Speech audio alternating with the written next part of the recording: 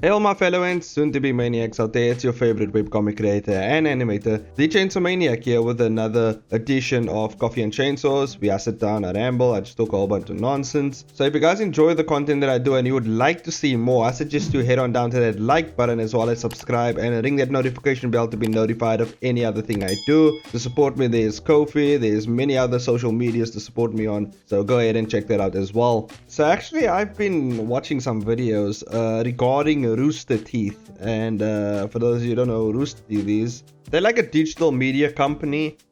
Me personally, I think I know them for their animations, because obviously I'm in the animation sphere, so I've heard of Rooster Teeth before. I've seen the animations or the works they've produced. And recently, for the Webtoon call to action contest that just recently happened, it was said that they would be working with Webtoon to produce the winning entries short animation thing, for the winning entry they would actually turn the entry into an animation, like a short film or something, and they would put it together and then it would be released for the winner of the contest. So I've been listening to a bunch of stuff about the Rooster Teeth. They're in a pretty bad spot, and there's some weird allegations going against Rooster Teeth. I've heard there's some predatory stuff going on there, a lot of grooming of their groupies or whatever, and very interesting. Now obviously this is not projected onto everyone at the Rooster Teeth. This is specific people that's had the finger pointed at them, so I'm not quite sure exactly who it is, or I've just heard this going around, you know what I mean? So the reason why I'm bringing this up is because it's in regards to Webtoon and this short animation that's going to be produced. I'm not sure how it's going to actually affect that now, because I've heard in some tweets or some article that Rooster Teeth is pushing their animation or their schedules back. So therefore the works they're producing will be pushed back a little bit to deal with whatever's going on right there. They've issued many apologies, as they normally do, as companies normally do. I have no idea what's going to happen with that animation for the person who won the contest. I'm not sure if the animation is going to come out. I'm not sure if it's going to happen. It seems like it might be pushed back. I'm not sure if Rooster Teeth might actually be in some compromising positions, but they've always had the ability to get out of situations like this, regardless of the allegations. So I'm not quite sure exactly what's going on over there. But that's why I wanted to bring it up, because just in terms of the call to action contest, I'm not sure this person who won the contest is going to get now their entry animated, or they might actually hire other studio to deal with this. And I'm really looking forward to it, because like I said, once that animation comes through, we're actually going to break it down on this channel. So we're going to take a look at the animation as well as Webtoon's other animations. I think I might actually put up a video of that, but first I want to get out the power scaling video, which I want to release as soon as I can. And yeah, from there it's going to be quite a short video. There's not much to go on in terms of John from Unordinary. That's the person we're going to be power scaling as requested by the people. So John is not a lot of character growth in terms of his powers. Actually, on that note, we are going to push actually that video back, because I remember talking with the person I'm collabing with. I'm not sure if I should announce it or whatever, but maybe I'll announce it next time. But for now, we are talking about actually pushing the video back a bit, because there isn't much growth in the character, and if we do it now, it's going to be quite a short video, because we were only going to cover the power scaling of Jean for the first season of Unordinary. But it's not a lot to cover. There's a lot of speculatory stuff, so we decided, okay, we're gonna read season 2 as well through, see what we can find. So maybe there's some more feats or other things that can be followed up on, but for now we're going to hold back on that just a little bit. So maybe I'll drop an animation breakdown for my next upcoming video. Yeah, we'll see what happens with that. Also, there is a comic jam happening with the Discord, so I'm working on that as well. I think the themes were undead, but you can have a secondary theme, and I chose the demonic theme for my secondary theme. So undead, demonic things, and I'm not sure where you can see where I'm going with this, but this is going to be more of an introduction to Blade Reapers. But I thought about actually using this to follow up on City of Clones. So yeah, let me know what you guys think about that. Whether I actually do a Blade Reaper introduction, or I hop back onto a sequel for City of Clones, or maybe just a follow-up on City of Clones, you know. Let me know what you guys think about that. For those of you who don't know what I was talking about, those are my webcomic projects as well that I've worked on. So I just wanted to talk more about the woke slash cancel culture, or whatever you want to call it. I think you know what the hell I'm talking about. Because a lot of things has been going on with Marvel. I don't know if you've seen the absolute garbage that is She-Hulk and other previous projects like Thor: Love and Thunder. There's a lot of I don't know where Marvel is going with their universe, but it's not going in the right direction. And Kevin Feige was absolutely pissed with the people who directed She-Hulk. From what I've heard, he doesn't like the way it's going. The reason why I bring this up is because Black Adam recently came out and did very well. It actually did pretty well in terms of its audience engagement and retention. So a lot of the audience who went to go watch Black Adam really enjoyed it. Now, of course, the critiques didn't like it because it didn't suit their agenda or their political views. Because Black Adam, from what I've heard, I haven't actually watched it. I heard it doesn't actually pull on the political aspects of the world, or you know, it doesn't have its own little agenda or whatever going on. It doesn't you know, cut down to diversity and these type of things, that which is fine to a certain extent, but to the extent that they're pushing it now, it's just becoming overbearing on the properties and the actual works that creators are producing. So it's actually refreshing to see Black Adam just doing its own thing and actually catering to its fans. So that was actually pretty cool. So it was actually just a superhero movie, your traditional superhero movie, which is actually what I want to see. I just want a movie that's fun and you can just watch it. So just a straight out popcorn brawl, you know, straight up superhero movie. That's what I want to see. That's what I enjoy. Like, I don't want people's agendas and political views forced into a movie where it doesn't really belong, or that it doesn't actually add anything to the story. I would like to see the story for what it is. I would like to see the characters develop for who they are. I don't want to see any of these like things going on right there. Fine if it's part of the character's personality or aspects of the character, but otherwise I want to see the characters portrayed as they're supposed to be portrayed, and that's what I want to see. You know, if you want to do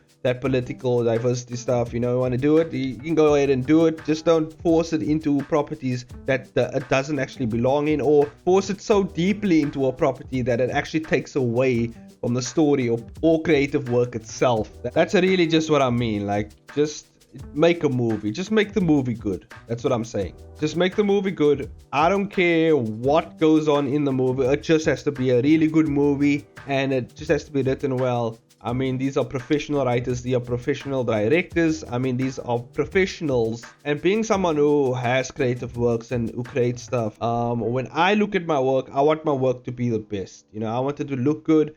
I want it to speak for itself. I don't want to speak for my work. That's not what I want to do. I want my work to speak for itself. Like, this is its own thing.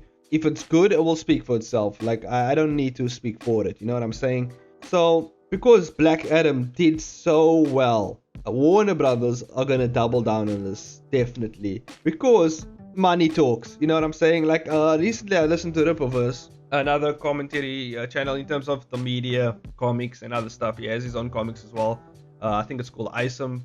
I haven't checked it out, but it looks pretty cool. And he spoke about this, where actually, like, there was like people, and you know, you get those people in the company. Or at least I haven't experienced this, but there are people in companies who think or who work for particular companies who think they're very entitled, and when they get fired, they pull out the race card or the, you know, sex card or the gender card. You know, they pull it up and they're just like, that's why you fired me, which is actually not true. It's just you weren't actually doing the work. It's very interesting to see these stuff happening. Like, recently there was a story, and I can't remember where it came from. I heard it from Ripperverse, but I can't remember the sources of what happened and everything. But this is the gist of the story. Basically what happened was, this person didn't want to do their work because they felt like they weren't being heard out, in a sense that a person was trying to force their political agendas on the specific type of work they were working on, where it was really uncalled for. The body of work didn't actually call for the political views that they were going to push on it. And so what happened was they said, because you're not going to do what I want you to do, I am just not going to work. And basically kind of like just sat in silence or whatever, they just didn't want to work, didn't want to get the work done because it didn't suit their, political views and stuff like that. And they got fired. Yeah. And obviously they use this to kind of promote their political views and use it to kind of funnel it into that and say this is exactly why they got fired. They use that to push this on the company and say this is exactly why you're firing me. Now obviously the company was like, no, we fired you because you didn't want to work, and obviously there's deadlines that we have to meet, and because of that we fired you because you're not doing work. Why would we pay you if you're not working? Which is common sense. Now there are some people out there who are like, yeah, but if they don't actually accept me as who I am, or if they don't, portray what I want to portray in this specific body of work, my specific views, then obviously I'm not gonna work, or whatever, whatever the case is. Look, that's fine and dandy, but the company needs to make money. That's what they want to do. They don't give a fuck about your feelings. They don't give a fuck about what you think about. They don't give a fuck about your beliefs. They don't give a shit, okay? All they care about is making that money. So if you go against the company's best interest, hey, see ya, they're gonna kick you out the door. They're just gonna kick you out. There you go. You're out. Because you didn't want to do the work. Now, obviously, it's also a selfish thing, because let's say you're on an animation team, right? You part of that animation, do a specific type of work within the animation team to make sure everything flows fluently and goes well with the team. So for instance, let's say you're a texture artist, obviously all the texturing goes to you, or maybe you do the fill or whatever you do, right? On an animation team, whether it's 3D or 2D, you have a specific type of role that helps the team. Now, if you're not going to work and the team member comes to you like, hey, Chains, where's that work? And you're like, well, I don't feel like working because I don't feel like you appreciate me as whatever. And it's probably because I'm black, or it's probably because I'm colored, right? That's why you don't want to appreciate. Like if I did that, I would get fired. I would absolutely get fired. Because why? Look, maybe they would bring me in, they would talk to me because, my company, the people who work at my company, they're pretty cool. I can actually sit down and it could be like, why do you not feel like you're being heard out? Why, but most cutthroat companies don't give a fuck about your feelings, okay? They're like, okay, fine, fired. They don't even take the time to sit down and talk to you and find out what's the root of this problem. They will just straight up fire your ass, right? So you gotta be prepared for that. And if it's all about this entitlement, this weird entitlement that certain people have. But if you don't produce work for the company and they're paying you to produce that work, and you don't produce it, obviously you're going to get fired. It's that simple. I don't understand why is there so much why there's blowback. It's no, you're not hearing them out. No, it's because of this, because of that. No, they weren't working, so they got fired. That's what happened. Okay, look, I can't do that. Okay, I can't do that. They will kick me straight out. And it's very selfish. You're just not taking your team into consideration. You're not taking the people you work with into consideration, because they also have the same deadlines to meet. They have the same projects to work on. It's just a dick move as well. It's just a dick move. You're just throwing your team under the bus. Really, you're not taking the people you work with into consideration. Man, I don't know what type of asshole or selfish piece of shit you have to be to actually do that to your team. I could never hope to do that to my team. My team members, goddamn, they have my back, I have their back. We cover each other's weaknesses and we improve each other's strengths. That's what we do.